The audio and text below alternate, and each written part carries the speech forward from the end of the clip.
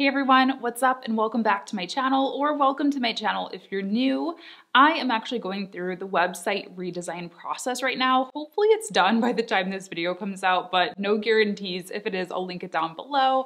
But yeah, I had definitely just outgrown my old website and the logo as well. I had a really beautiful logo created by a super talented designer, but the direction of my business has just changed since I got that logo created, and I just felt like it didn't fit any longer with my strategic goals for the business. So I knew it was time to get a new logo. And funny enough, the stars aligned and 99designs reached out to me. This video is not sponsored, but they did reach out to me and asked if I wanted to try out the service and see how I liked it. So they gave me a little bit of credit to get a new logo, so full disclosure there. But I actually had used 99designs before for a client as well. So I thought that I would share this with you if you're looking for a new logo for yourself. If, like me in the past, you wanted to help a client with a brand revamp, but you knew you didn't have like the design chops to do it yourself, I think that this is a really interesting solution. So I want to share some of the pros and cons of using a site like 99designs. Okay, so basically 99designs allows you to host a logo design or any type of design contest. Freelance designers can go ahead, take a look at your project brief and make a mock-up for you.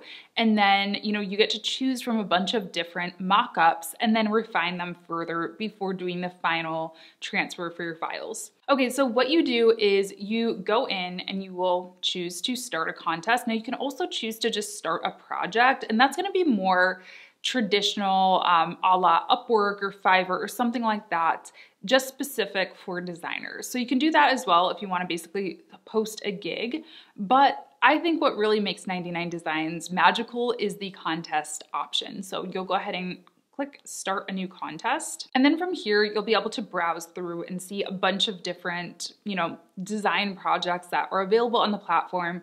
And then you can also just type into the search bar exactly what you're looking for. Obviously logo is there. If we wanted to do like, I don't know, podcast, there we go, podcast cover. So anyway, once you decide what you want, it will ask you to select some designs that you like. It's just kind of trying to get a feel for your style and what you're really looking for out of your logo. So you can select a bunch of these, and then it's going to take you through a survey as well. Again, just to understand your brand style. Do you like more classic style, modern, mature, youthful, feminine? It also asks you about colors. So choose the colors that you like, and then it's time to write your brief. So your brief is really where you're going to explain what you want. Is there a particular color, shape, font, name, subtext that you want in your logo? Like really get as specific as you possibly can. Or if you have no idea what you're looking for, let the designers know that too. Say, hey, go wild, use your creativity. I have no idea what I want. Now, what I did in this section is I actually pasted in some logo examples of things that I liked as well. I know they already asked me in that survey portion. Those were all obviously kind of mock-ups and fake brands. So I pulled some logos that I really liked from existing brands, and I made it very, very clear in the brief that I did not want them to copy in any way, that was just for inspiration to get a feel for the style. I didn't want them to try to like make a version 2 of any of the logos I shared.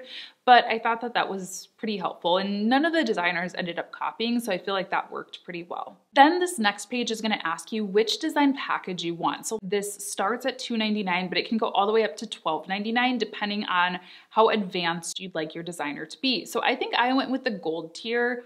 This made it so that only mid and top level designers could actually do mock-ups and propose their designs for my project. So I wasn't getting any newbies, just brand new to the platform. These folks have been kind of vetted and have completed a certain number of projects already. And then the rest of the brief is pretty self-explanatory. You'll create a name. You can decide if you want like a consultant to help you out. I wouldn't really choose that unless you really, really have no idea about design. You're like completely new to this world.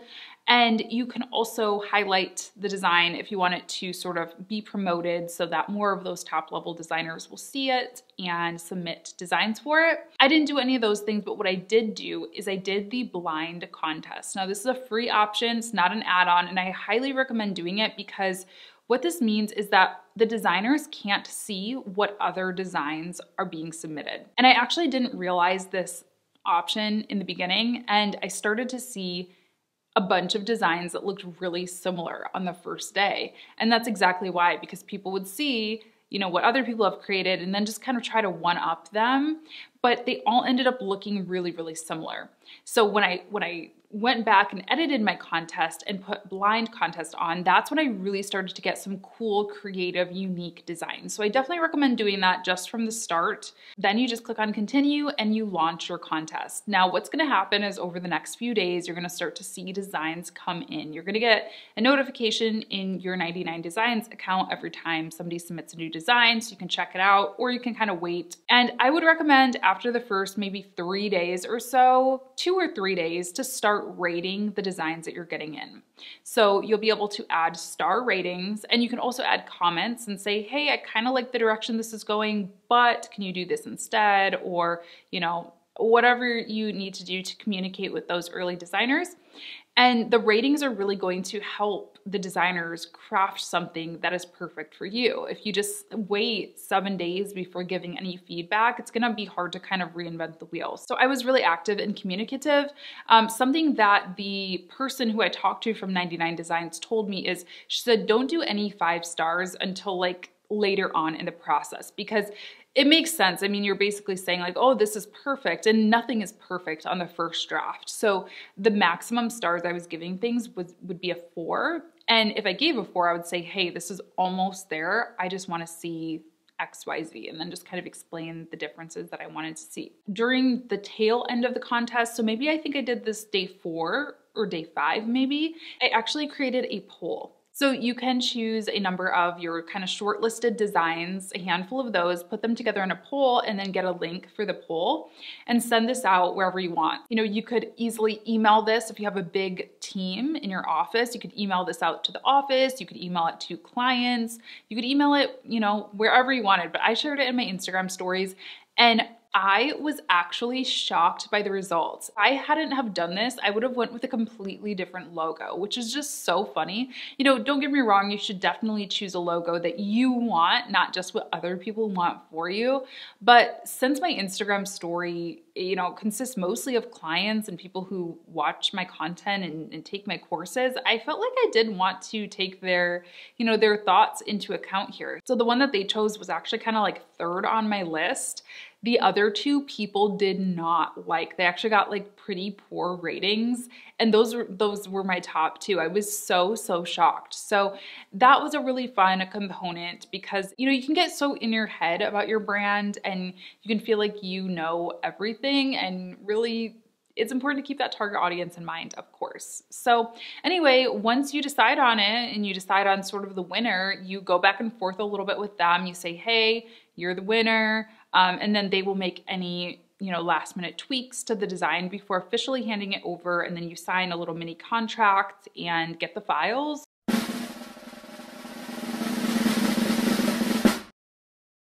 My designer was great. I think every designer is going to give something different in the package, if you will. One of the reasons that I actually chose my designer is because he included not just the logo, but also a submark. He included a cool little, like submark, I guess you could say, which I thought was great, and some different variations of the logo for me, which I don't think were technically required. So, you know, he really went above and beyond. He was very, very responsive to me, and yeah, just gave great customer service. And I thought the design turned out beautiful.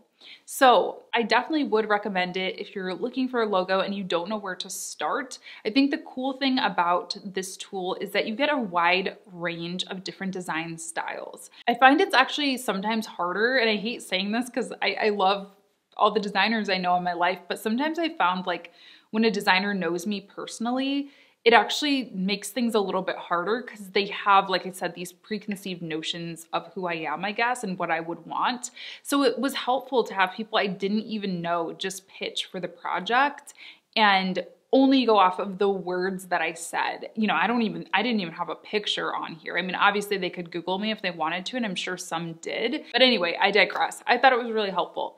What I will say is I don't know what it's like from the designer perspective. You guys know that I'm all about making sure that freelancers are paid fairly and are happy and all of that. So I want to be transparent with that. I'm not a designer. So for me, it was a really helpful experience, but I would guess that this is probably a good thing to try if you are a new designer just looking for portfolio work or looking for new clientele. I definitely am not going to pretend to know what the entire experience is like though as a designer, so just keep that in mind. And if you are somebody who has freelanced on 99designs, I'd love it if you left a kind, respectful comment down below and let me know what your experience was like, because I am curious what it's like from the freelance perspective. But overall, that's it. I thought it was fun, I thought it was cool, and I am really happy with the final product that I got. So let me know in the comments down below if you've ever tried 99designs or if you'd be interested in it, and I will of course leave a link down below if you want to check it out. Thank you to 99designs for providing me a little bit of credit to get this new logo. Again, not sponsored, but they were kind enough to reach out to me. So that's it for today's video. I will see you in the next one, and I hope you enjoyed. Bye.